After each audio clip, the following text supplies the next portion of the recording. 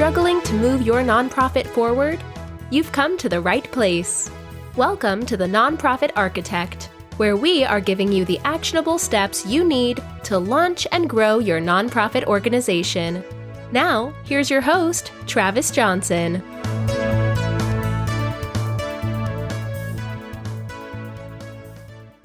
Hey, I'm Travis Johnson, a nonprofit architect, helping you build a stronger nonprofit. On today with Becky Caldwell, the virtual executive director. If you like this and other things that I do, and you really like the sound of my sweet, sweet voice, go to patreon.com/nonprofitarchitect and throw me $10 a month. It's not going to break the bank. It's going to help to keep the show on the air and help doing good things. Becky, how are you today? I'm merely marvelous. How are you? I'm doing phenomenal, Becky. Tell us what it is that you do with Virtual Executive Director. I empower nonprofit leaders through executive coaching and giving them a voice on my podcast, which is also called Virtual Executive Director. This sounds like a lot, like what you just described sounds exactly like what I do. Isn't that awesome? We found each other. We found each other. I really wanted to do this interview for a couple of reasons, other than you being completely awesome and I love all your quotes, and that we can talk about today's fresh health. But there is no shortage. This is something that you said in our pre-interview. You said there is no shortage of cash. There's a shortage of vision. Becky and I, we're not in competition. Someone might go to Becky and say, help me with all my stuff. And then they realize they're not a good fit. She's like, oh, my buddy Travis, he can maybe help you. Or the same goes the other way. Like, I talked to that Travis guy, and he's a little crazy, and I'm not sure if I want him to go. And I'd be like, Becky is totally chill. You can go with Becky, and she will help you out. I love the spirit collaboration. And that's something that has been important to me my entire career, that we create more exponentially when we work together. Oh, absolutely. Absolutely. There's no way I could do this on my own.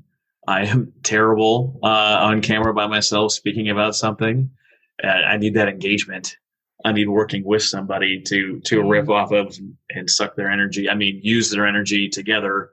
Exactly.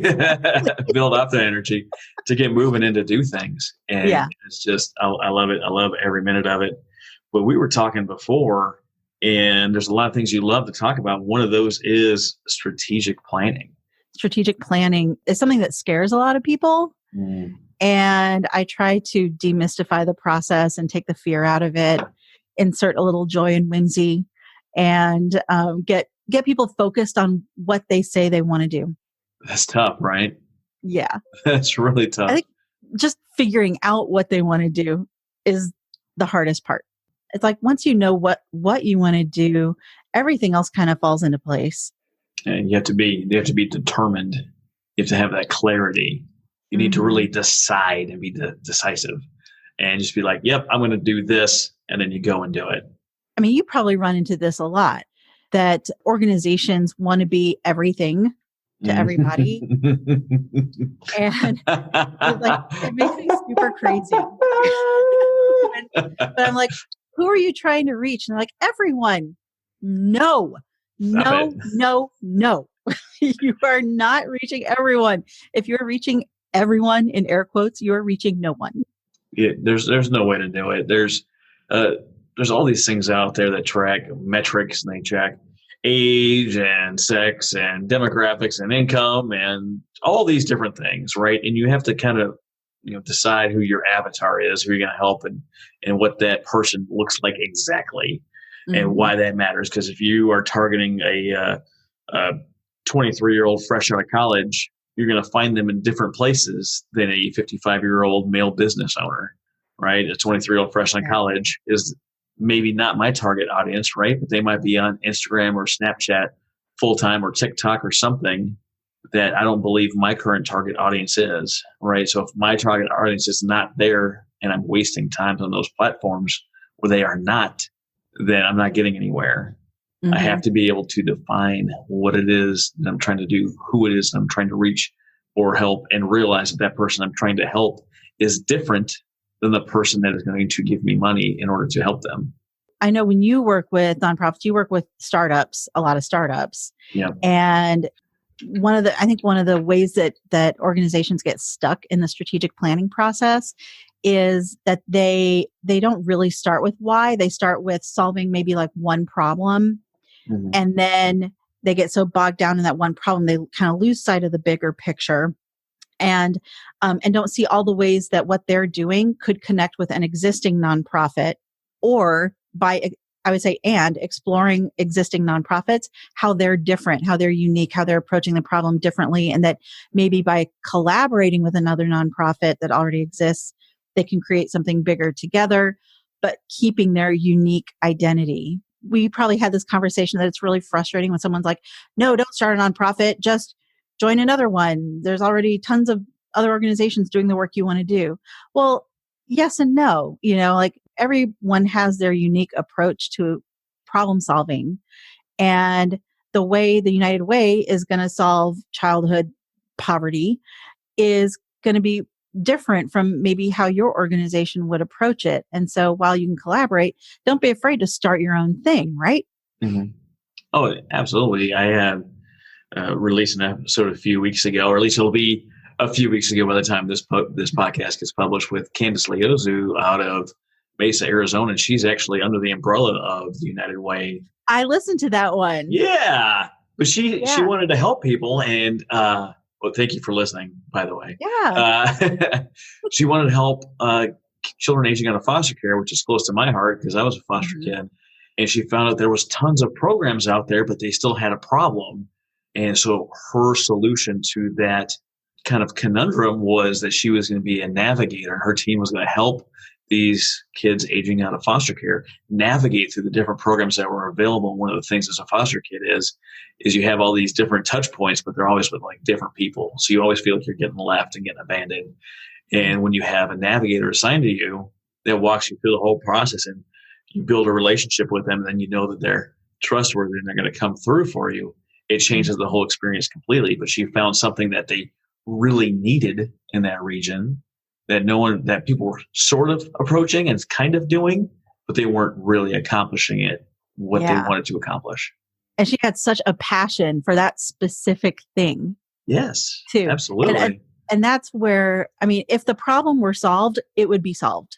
By the mere fact that the problem still exists means you are needed. Mm-hmm. Your voice is needed. Your particular approach is still needed. And I would encourage anyone thinking of starting a nonprofit to take a deep breath and really believe that their unique perspective is what will help fill the gap. But belief only goes so far, right? Like we still need things like money and structure. Whoa. Well, I don't understand. You need money to do this? I know. I don't. But I'm going to do this with my own money, and then I'm not going to take a salary, and then I'm not going to ask other people for money, right? At all. And then when I get board members, money, and then when I get board members, I'm not going to ask them to do anything, and then I'm going to come and I'm going to call Travis and ask why it's not going very well. Exactly. And I don't understand. I get really passionate about fundraising because I've discovered that I love it. I know. I'm one of those weirdos that loves fundraising. That's French for gasp. I love speaking Le French. Apologies to all your French listeners. I wonder if I have any yet. I think I might have one. I don't know. But yeah, people get really hung up on fundraising. And it's because I think they think of it as I'm begging for money to support me. And the truth is the money has a higher purpose. And that purpose is to fulfill the mission. What you're asking people to do is join you in solving a problem. That's what the money does. Yeah. There's so many problems out there. And I've talked to people that deal with sex trafficking and workers trying to leave that lifestyle, people in the foster care system, people feeding the homeless, people helping with immigration conundrum down, in the southern Texas border, and all these different areas, and with the arts and all sorts of wonderful people, these great missions. And the thing that I really focus on and what I'm really doing for the startup nonprofits is the same thing that your coach would do in any kind of sports venue. If you play football, you're going to go out and you're going to do football things. And you go to football practice, you're going to run drills and you're going to learn the basics. You're going to work on your footwork. You're going to work on your strength. You're going to do the same type of drills based on your position, all the way from when you start in the Pee-wees, go up through middle school and high school and then to college. And if you make it to the pros, you're still doing those same drills. You got people making millions of dollars who are focusing on crushing the basics. Like, hi, my name is Travis. I have this organization called the Nonprofit Architect. This is the wonderful stuff we do. Mm-hmm. But learning how to say that and having that roll off the tongue and without any practice prompting or prep work, somebody say, hey, tell me about your stuff. And you just go, bleh, and it comes out. Exactly. But it only comes out. It only comes out like that. Not like bleh, but comes out easily. Due to practice, and covering those basics and saying, oh, how would you like to help support our organization? Exactly. Or would you like to support us with this or that, or giving them the options? Join me in achieving these outcomes. Yes, join me. I think in your cheat shirt, it might just say, join me, Becky Caldwell. That's definitely your anthem from what we've talked before in the past. And what I see online, and I think I've stuck that in a few interviews already because I just love the concept. It just makes everything so easy. Mm-hmm. This is the great stuff we're doing. Join us, join me as we tackle this thing together. Fireflies are sort of the spirit animal of virtual executive director. And one firefly in a forest is just like a tiniest pinpoint flash of light. But when you have hundreds or thousands of them, they can light your path. That's right. That's brighter together. Joining together. Yeah. But they don't create a lot of heat. Either. They don't. It's what you do is you're like the cold fusion of nonprofits, all of the energy, none of the heat. None of the heat. Yep. Actually, that'd be a good t-shirt too. I'll just tell Ginger and David and say, hey, whip that one up. Let's get that on the website. Let's get that one for sale. It's certainly more positive than here comes today's fresh hell. That's more of a venting exactly. Podcast. And those kind of energy releases are important as well. Yeah, absolutely. And I think that's if I can segue just a little bit, like that's where connecting with other nonprofit leaders like we've done is so important, because you need that safety valve of, oh my God, this crazy thing just happened and I can't talk to anyone about it. So I'm talking about you. Yeah.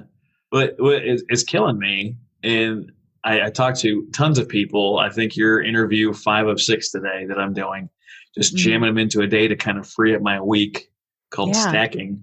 Some people listening to this could take advantage of stacking, picking a day to lay out all your social media and schedule that so you don't have to go through and figure out every day how you're going to post things. You might be able to get it done in productivity tip number, however many I'm on. That way you can free up the rest of your week. So you're not spending an hour or two a night trying to figure out what you're going to post. Instead, you spend 3 hours on, Saturday morning while the kids are watching cartoons and everyone's kind of lazy, and you've laid out your media plan for the week and you put it on autopilot. You don't have to go spend time trying to figure out content for the whole stinking week every day and trying to figure out, before you know it, you've been on Facebook for 4 hours and your spouse is getting grumpy with you or whatever the thing is. People in the nonprofit world are not networking. They are not doing masterminds. They're not asking anyone that's not named Becky or Travis about how they can do the thing. Yeah. I don't know why. I don't know why that is. There's some badge of honor they feel that they're wearing that says, I have to do this alone. Well, if you could do it alone, you wouldn't have started a nonprofit. You'd just be out doing it. Exactly. You can't do it alone. And there's nothing wrong with that. Yeah. I think that's a lot to do with fear. Just speaking for myself as an actual executive director, which I still am, there's a little bit of trepidation about looking stupid in front of your board and maybe looking incompetent in front of your staff. And on top of that, you are on when you're out in public. especially where I am, it's a small town. So I will guaranteed when I am in my like paint clothes and all I want is that shame pint of Ben and Jerry's, I will run into a major donor at the store. So it's uncomfortable to be vulnerable like that. And it helps so much to have peers, people in the same vulnerable position to talk to. It's a very vulnerable position of power. It really is. But we somehow got to this place where we feel like we can't ask questions, that we have to have the answer. Like you're doing a quick draw in the Old West, and if you don't draw faster than the other guy, you die. Yeah. That's not true. It's really not true at all. Me being in the military and having these boatload of qualifications and all the wonderful stuff to operate the millions upon millions of dollars worth of equipment and different things that I do and I'm responsible for. We have checklists and training. We have qualifications and all these things. And still every day, a vast majority of my day is filled with me asking questions, either asking about the new thing, asking for new information, asking like, hey, can you refresh me on that? It's been a while since I looked at that publication because I have to have like 100 pounds of books memorized to do my job. Things like that. I can't possibly have all the answers. And no one's upset with me for asking them. They're like, oh man, that guy doesn't know what he's talking about. I think you said this before. The more questions you ask, the smarter I think you are. Yes. Yeah. And we were talking about, I think Socrates, who's considered one of the all-time wisest men out there. He says, all I know is that I know nothing. And all he really did was ask questions. And Neil deGrasse Tyson said, as the area of my knowledge expands, so does the perimeter of my ignorance.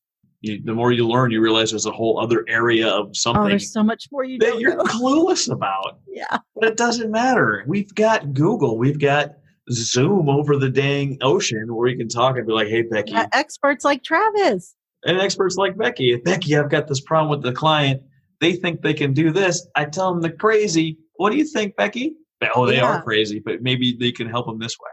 Yeah, exactly. You don't. But maybe telling them they're crazy isn't the most helpful. Well, I mean, I don't say it like to their face. Right. No, I don't talk like that about people. But they're just scared. They're scared to ask, and there's nothing for it, right? Before someone goes and does a marathon, they're going to ask, whether it's with their fingers on Google typing in, how do I prepare for a marathon? Or they talk to their buddy at the gym that's lean and has got beat up running shoes and like, hey, how do you run a marathon? There's nothing wrong with not knowing the answer. There's a problem not learning the answer. Yes. I forget. Oh, I'm swiping that quote. There's a quote that I love, and I can't remember who it's accredited to. It's definitely not my quote. You can ask the question and appear ignorant, but if you don't ask the question, you remain ignorant. And it just blows my mind daily that people are not willing to ask questions. Yeah. I even opened up the show with a question. I said, how are you, Becky? I want to know. I want to know how Becky's doing. So let's give your listeners a tool when someone comes to them and wants a piece of information that they don't have the answer to. I always say, I don't know, and let me find out. Yes. I will get back to you. Yes. Or something like, I was like, it's on the tip of my tongue. Maybe I got like an 85%. I want to give you the correct. I want to give you the whole answer. Let me get back to you here in a little bit. Yes. With the full answer. You don't have to feel embarrassed that you don't have the thing. There's millions no one of things. Does. There's millions of things going through our brains all day long. What we do out here with the Navy Central Command is we have this 3-star admiral, and the whole staff spends their day doing planning, collecting data from all sorts of arenas. And he spends his whole day essentially in briefs.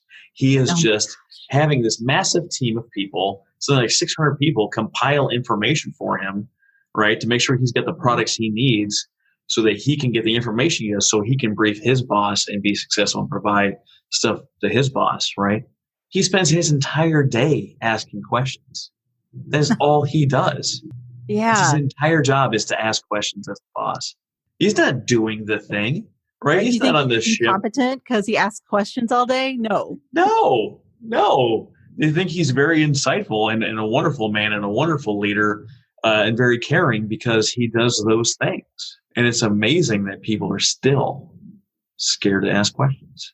I guess riffing off of this topic of feeling kind of insecure. Yes. Imposter syndrome. Imposter syndrome. Imposter syndrome is a real thing. It is a real thing. Something that I have found valuable, because I also have a coach, by the way. I have two coaches. I figure if Tom Brady has a coach, I should have a coach. If Placido Domingo works with a vocal coach, I should have a coach. Mm-hmm. And I have a fundraising coach, and I have a personal, she's more than a life coach, but like a personal coach. What I love about having my own coaches is that I feel a lot more secure about myself. They provide like an external validation of what I think my experience is. Mm-hmm. And they also are able to provide like just direct advice when I need it. So, when I'm coaching someone, my goal is to lead them to their own conclusion. But sometimes people just need you to tell them what to do. I am exactly the same way. Yeah. And that's something that I feel really passionately, both as a coach and as the executive director. I'm finding more and more that my job is mentoring and helping my team arrive at their own conclusions. And then when they come to me and say, just tell me what to do, I'm completely stuck. Then if I have the answer, I can give it to them. But it's really that kind of support and advocacy for the person you're leading or the person you're coaching that helps empower them. Mm-hmm. When I train, particularly in the military, I don't give people the answer when I'm training them.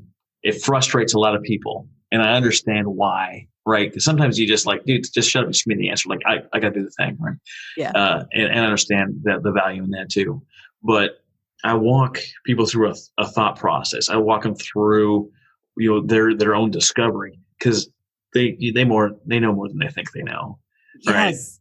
They know more than they think they know. And you walk them through, or how might you figure this out? Or what product might give you this answer? Or where do we normally keep things like that? And you're like, oh, it's here. Or, oh, it's on the thing. Or, oh, I remember this. And, oh, you told me about that before. And before you know it, the thought process gets kicked in, mm-hmm. and they're off and running. I do this with my kids. I do this with my clients. I had a great call a few days ago, nervous. Going to call this big time CEO looking for a partnership, words of encouragement, all those wonderful things. Right? I was like, well, you have other partnerships, right? She's like, oh yeah, well, this and that. And I went in, I talked to this local shoe store, and I talked to the owners, and this and that. So it's like, so what's the difference between that guy and the guy you're going to go talk to? And she had a hard time giving me an answer. And the reality is not much, mm-hmm. right? There's not much difference. There's always going to be some company you're going to want to partner with, and you're going to make an approach, and you're going to have something that you think may or may not work. And that's perfectly fine. And you can go pitch it, and you're going to talk to me, and you can see how you can partner together, how you can join forces, right? Join me, join us. Mm-hmm. And the funny thing is sometimes you're going to get a no, right? But here's the secret. Before you asked, it was already a no. Mm-hmm. And the only possibility you have as a yes is to ask.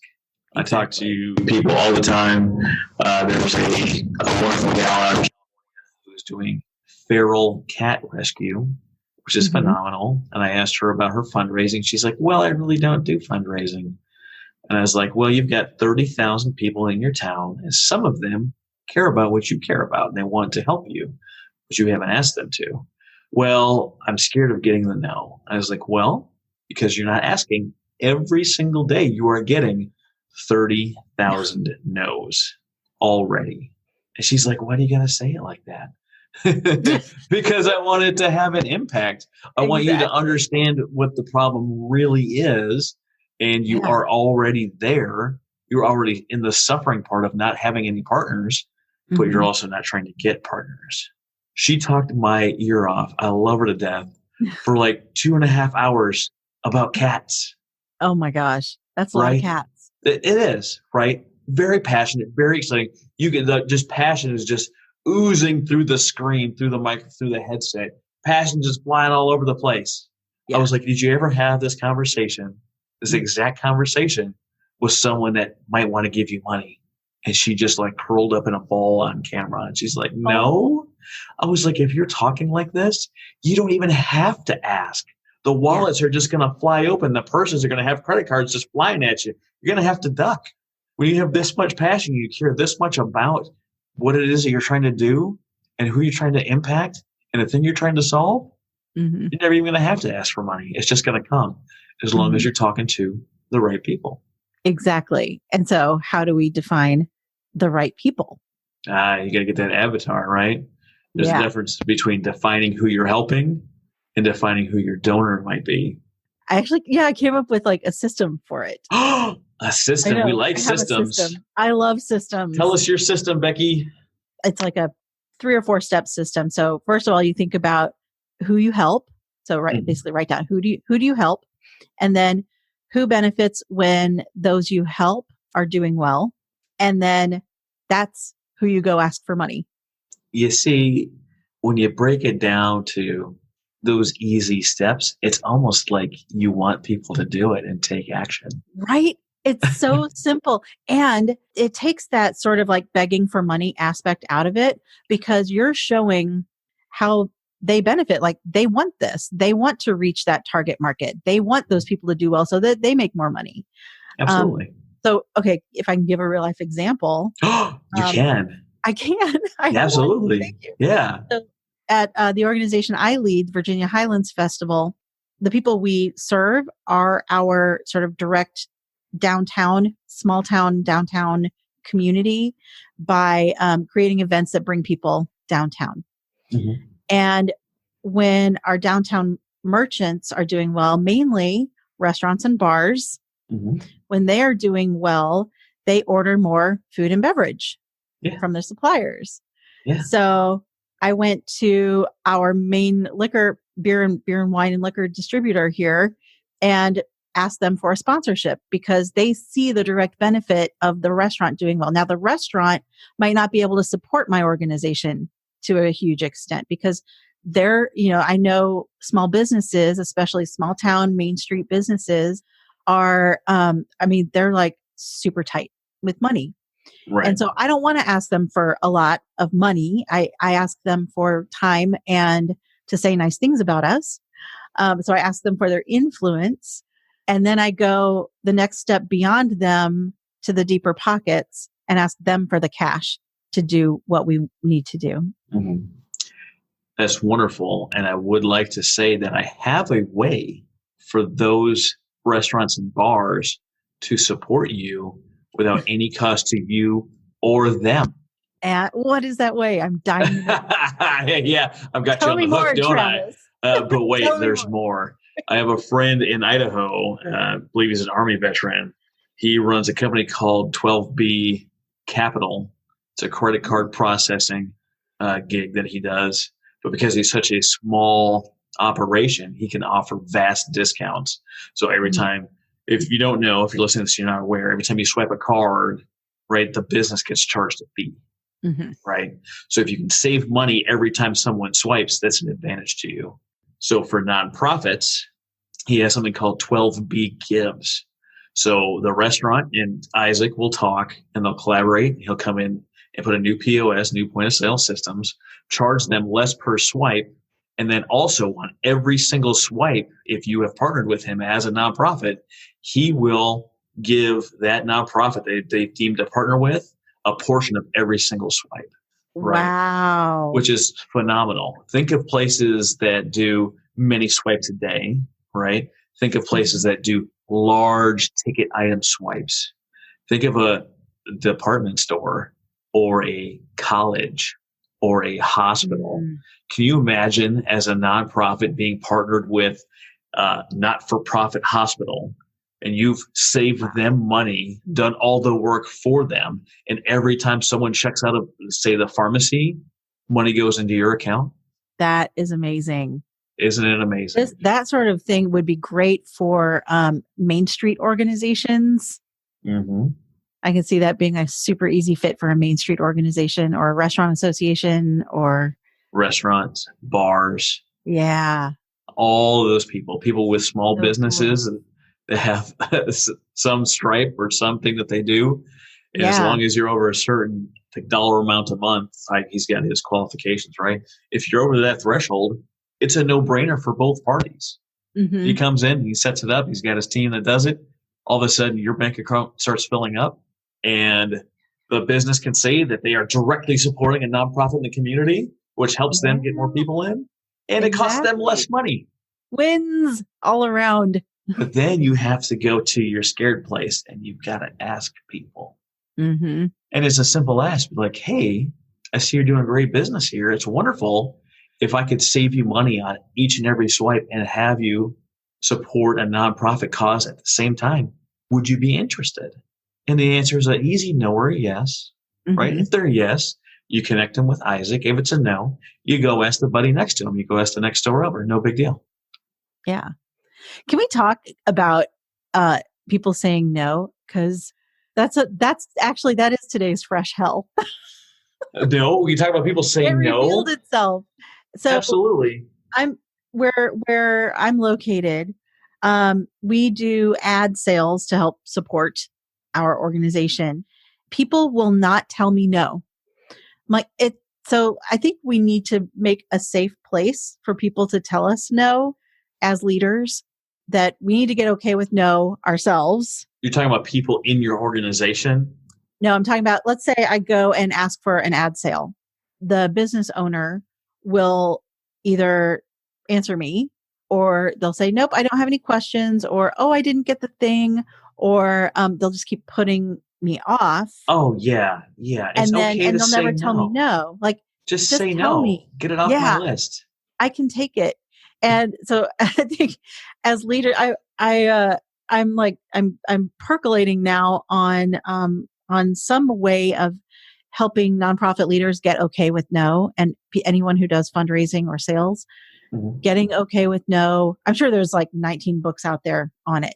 There's a ton. There's one I definitely recommend, and that is Never Split the Difference by Chris Voss. Oh, it is phenomenal book. He talks about it in there. Amazing. He wants the no, because when you get the no, then the negotiations really start. If you get the no, you can say things like, what part of my offer are you not okay with? Mm-hmm. What part of this partnership does not make sense or is unreasonable?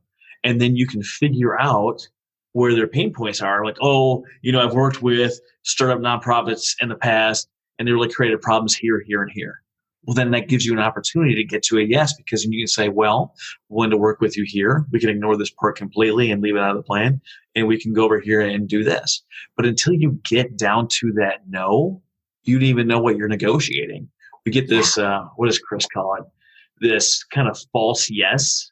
They'll say yes just to shut you up and get you out of the building, and they'll just ignore you till you stop asking, right? Yeah. But you really want to get down to that no and hear the no. Like, hey, Becky, you got time to get on a call today? No. But feel free to hop on my calendar and grab a time that works for you. I don't have the time right now. I would love to, but I can't. Yeah. Cool. That's a perfectly reasonable response. Exactly. Absolutely. So we have to get okay with no on many levels, which kind of goes against everything I believe in, because as a improviser at heart, it's all about yes and. So like saying no is really hard for me. Saying no is hard. Hearing no, it hits me kind of weird. I'm like, what's wrong with you? Why do you, why would you tell me that? But I'm more okay with hearing it than I am saying it. So I think there's a couple of things around the word no that nonprofit leaders can learn from and get better at, both hearing and saying it. I tell you, there's a whole group of people out there that need to start saying yes. And there's a whole other group of people out there that need to start saying no. Mm-hmm. If you are in the nonprofit game, chances are you still have a job, whether part-time or full-time. You have a family. You might be on a board. You might be volunteering over here. You might be doing this over there. You need to learn to say no. Mhm. You are not letting those people down by saying no. You are freeing those people to go ask someone else, because you Exactly. cannot pour from an empty cup. Yep. And we've come full circle. Isn't that beautiful? You need the white space in your calendar. Yes. You need to make, you will not find the time. You have to make the time You have to take make care the of time. yourself and to have the margins in your day so that we overestimate what we can get done. Yes. We do overestimate what we can get done. Yeah. Here's the deal. If you're not planning your time, you're never going to have any. Yeah. If you are not planning your day, you're not going to have any free time. Mm-hmm. Whether it's squeezing in an extra Netflix show because you're on the couch, you need to recharge. You could have scheduled recharge time. There's no problem with that. There's nothing wrong with that. Feel free to schedule some me time, some treat yourself time, meditation time, some relaxed time. Whatever the thing is for you, it's okay to schedule that. And then you can say to someone, "Oh, my calendar's full of me time." But they don't need to know what your calendar is full of. I had someone ask me, I said, "Oh, what are you doing on Friday?" And I'm like, "Nothing." And like, "Oh, well, I've got this thing you want to hit." I said, "No, I'm going to stop you right there." See, I have intentionally scheduled my day full of nothing. Yes. I need to unplug. I need to get away from people. I need some time to recharge. Everyone recharges differently. And he was like, "I have never heard of that." Yep, I have scheduled a huge block of time specifically for nothing. Don't bother. Yeah. We'll talk later. And can we talk for a sec? Okay, so there are a couple things that I would love to chat with you about. Number one, think time versus downtime. And number two, is there a tool or like how do you plan your day, week? Do you have a ritual? I think I have a ritual. I think that might help people to know kind of like how, okay, like you're saying I should do this. I don't know how to do it. I got also the importance of think time, especially for leadership people. So for me, for my schedule and what I do on my Facebook page, under my picture, my glorious picture, is a link to my calendar. You are free to click on my calendar and schedule time with me. If I am still in the Middle East right now, right? I'm still in Bahrain. I'm not going anywhere. There's some kind of coronavirus travel ban and everyone's freaking out for whatever reason. Yeah. I hope none of my listeners get coronavirus, but I also don't know how terrifying it really is. Either way, I can't leave right now. But I have essentially one time slot 5 days a week to get on a call with somebody. Sometimes that's a pre-interview call before we go on a podcast. Sometimes it's a podcast. Sometimes it's just a get to know someone call. And sometimes it's calls that I have scheduled with my clients and we talk about all sorts of wonderful stuff like how do I get my board engaged and how do I raise money and how come we don't have crazy amazing hair like Becky does. And I guess, that I just going to have to deal with those phone calls. But they're on there and I have my work schedule on there. I have my time that is available specifically dedicated for this. I also schedule my own time. Sometimes I work 5 days a week with the weekends off. Sometimes I work a 3 on and 3 off shift work schedule, which I'm not a huge fan of. That's just how it is sometimes. But when I have that third day off on those, I really have time to drill down and do some of the things on my podcast. If you listen to Gary Vee, who has wonderful things to say, if you are trying to work your way out of a job, you have side hustle time. You have time in the morning before you go to work. You have time to listen to podcasts on the way to work.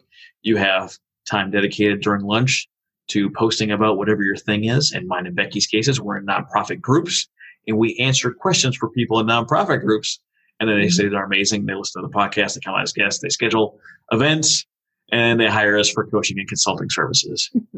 Right? Yes, exactly. That's how it works. Yeah. Then you get home with the kids, you spend time with the wife and the dog and the kids and do all that stuff. And then you put the kids to bed. And then from 9 to midnight, you are working on your side business. but people have determined what they are going to do and what that might look like. The key to your success is scheduling everything, putting everything on that calendar and making your calendar an open book. Yes. Yeah. People go on there and be like, hey, I see you don't have any time for 3.5 weeks to talk. No, I do not. Yep. Exactly. And I am torn on this because sometimes like people will cancel like the day before, and sometimes I'll try to go schedule something. So I think if it's within 48 hours for me, I do not try to reschedule that time. I take that time, and since I had it blocked out for business stuff, I'm going to do some business stuff most of the time. If they schedule more than 48 hours out, maybe even 72 hours out, I will try to fill that slot and get something else going. Meet someone cool like Becky and figure out how we can collaborate and work together and do something amazing. Yeah, I agree that if it's too close to the scheduled time slot, trying to put something else in there creates more stress than it's worth. And I look at that time as a gift of additional think time or a surprise self-care. When you say think time, I'm not sure the people listening quite understand what that concept is. What do you mean by think time? In nonprofit, in any leadership role, we have to make 90 million decisions every day, oftentimes very quickly. Mm-hmm. And that leaves us with no time to process and very little time to develop what our sort of core truth is about something, so that we can just end up running and not ever really solidifying anything. Like, I cannot tell you how many times I've had to go back and hunt for an email that I sent, but someone then called me, and then I'm like, I have no idea if I did that or not, because I did it so quickly without any processing time. Mm-hmm. So think time is when it's not necessarily downtime. It's time to actually kind of sit and ponder through something, where maybe you dedicate that time to a problem you're having, something you need to solve, something you need to create, but you don't quite know how it's going to come about. You kind of just have this sort of nugget of an idea, and you want to devote some think time to it so that you can more fully flesh it out and then start bringing people in to help you with it. So I read in Kim Scott, her book, Radical Candor, that one of the CEOs of Twitter carved out 2 hours of think time a day. 2 hours. Can you imagine taking two? So clearly it wasn't a 2-hour block. So you take maybe 20 minutes, or you take 30 minutes over your lunch, or you take, maybe your commute is a little bit brainless. If you get to take public transportation, just hop on the train and get your think time in. That makes us better leaders, because we can then really know how to respond to something, because we've devoted the think time to it, or how to proceed with an issue, or to proceed with an innovation or something that we're bringing into the world. I know this might not be the right person, but Jack Dorsey, the CEO of Twitter, walks 5 miles to work. He's a billionaire. He can do whatever he wants, and he chooses to walk 5 miles to work. I got about 1.5 miles each way, and I walk to work most days. Let's be honest. Sometimes I wake up a little late, and I'm like, you know what, Uber, come grab me, or inclement weather. But I got about 20, 25 minutes of casual walk to work. Sometimes I listen to a podcast. Sometimes I listen to a little music. Sometimes I listen to nothing, and I'm just outside, and it really helps kind of clarify my day. Yeah. It's that's your think time. It's also a good transition time. I think for people who work from home, like I'm working from home today, and I happen to I'm looking out my window right now. I can almost see my office building. I don't get good transition time between work and whatever else I'm doing. So I have to carve that out for myself. Something that I find especially important, primarily for the ladies. I don't know too many guys I've had to share this with, but no, I take that back. Definitely applicable to both. We find ourselves doing something like errands, going to appointments, going to the grocery store, even going to and from work. We tend to slam on the brakes, jam the car and park, spring out of the car and run into the place wherever we're going to. And then when we're finished, We sprint back out to the car, jump in, jam on the gas, and we peel out of there. Something that I found very helpful, very successful to people is take 5. Take 5 minutes. You get to the grocery store, you've got things on your list. Stop, put the car in park, maybe put some music on, maybe don't, but don't jump out of your car. Don't do it. Take a quick 5. 5 is not going to affect anything. Exactly. 5 is not going to affect anything. I love that advice. When I was getting stressed out at work when I was younger, I found that I didn't have that transition time. We had a young baby at home, and I'd rush home, and I'd worked all day. In the meantime, my wife has been, parenting all day, and it takes massive amounts of energy and love. And I get home, and I jam the truck in park and hop out, and I go in, and she's like, "Oh, thank the Lord, my relief is here." Yeah. Right. And she should feel that way. Right. But also because I didn't take any time to relax or recharge, I'm not ready to take baby duty yet either. So I had to find that I had to go sit in my car for a few minutes. And I don't remember how I came across this. I know I didn't come up with it on my own. I get to the front door, and I would stand in front of my front door before going in, and I would take off work. Someone that walking by and looked at me would be like, "What is this lunatic doing?" I would pretend that I had a hat on. I was taking off my work hat. I pretend that I'm unbuttoning a work shirt and taking off my work shirt. And I went through the physical motions of this. And then I talked to myself for just a moment and say, what is my wife going to need? She is probably going to need diapers changed. She's probably going to need laundry started, changed, or folded. She's probably going to need dishes done, trash taken out, and she's probably got a honey to-do list. Because if I set the expectation of me knowing without a doubt that my wife is going to need some or all of those things, and that's the expectation, then I know when I get in there, I'm ready to do those things. If my expectation is I'm going to go take off there's going to be a pile from the door to the bedroom of pieces of clothes that I take off on the way, in the door, and I'm going to leave them there for the magic fairy that cleans up after me, aka my wife. And then I feel like I'm going to plop down on the couch for 4 hours and watch Netflix. If that's my expectation and my wife needs me, we're going to have a bad time. Yes. Right? We are. But if I expect that when I go through the door, she's going to throw everything at me, and not like physical stuff, right? But throw everything at me because she needs relief, and I'm expecting it, it's so much easier. I think I love that idea of transition time as self-care time. If we could just be mindful of it, be conscious of it, and use our transitions, because we transition a lot of times throughout the day. What if we actually used that time mindfully to take care of ourselves, to pause, to, like you said, take off the one thing and put on the next thing? God, so much that could avoid so much conflict and stress. Oh yeah, absolutely. Yeah. Yeah. I think we don't pay enough attention to transition rituals, and they can be so helpful. So I'm in Bahrain, and I'm not putting on my uniform at home. I am transiting to work in my civilian clothes and putting my uniform on. And then when I leave, I take my uniform off and I transition back in my civilian clothes. But that it's really annoying. I don't enjoy it, right?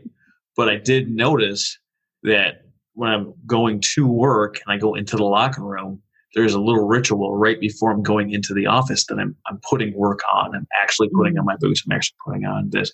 I'm actually putting on that. I have my stuff in the pockets that I need my stuff in, and I've got the things that I got to do. And then when it's time to leave work, I go back in the locker room and I'm actually taking work off. Yeah. And so when I walk out of the building, I'm already refreshed into a different mode. Maybe something as simple as getting dressed for work at work. And I know I'm saying this, and some people are like, Travis, that just doesn't work. That's crazy. I can't do it. Well, for people who bike to work, a lot of them do that. Yes. People that bike or walk to work, they've got the fresh set of clothes there. They understand the process. They carve a little bit more time for it. Carve it out. You don't create carve out time. Yeah, full circle. Here we go. You don't find it. Yeah. Yeah.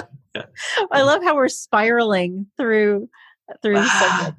I will say we're spiraling. I think this is a No, a controlled positive crash. upward spiral. Oh, upward spiral. We're yeah. Positive words stuff. Yeah, Yeah. I mean, that's what progress is, like you do a thing, you kind of do it well, and then you advance up, and then you come back around to that same thing and you're doing it better, Mm-hmm. but it's this kind of the same thing. And you spiral, you keep circling back and you just get better and better, more elevated at it. We got to call that a thing. That needs to be a thing. We need to call it something. Yeah. Listeners, please let Travis know what we should call this sort of positive upward spiral. And don't come back with PUS for positive upward spiral. That is not what we're looking for. That's not what we want. I know the people that listen to this show that would suggest that. That is not the goal here. The goal is interaction and feedback. But what a great story to end the show on. Becky, how can our listeners get a hold of you? What's the best number one way to find you? Well, okay, the best way to find me is through my website, which is virtualexecutivedirector.com. And for nonprofit leaders, I have a Facebook group just for nonprofit leaders called the Executive Director Mastermind. So those are two ways. So the Mastermind is it's a free group where we have members all over the country or all over the world. I mean, so someone's awake and it can help with today's fresh hell whenever it shows itself. Perfect. Becky, I love so much talking to you. And you're always a pleasure to have. It's great talking to you too, Travis. Thank you. You have a great day. You too. You've been listening to The Nonprofit Architect. To listen to all our past shows, visit http://nonprofitarchitect.org. And be sure to subscribe, rate, and review our show. Thank you.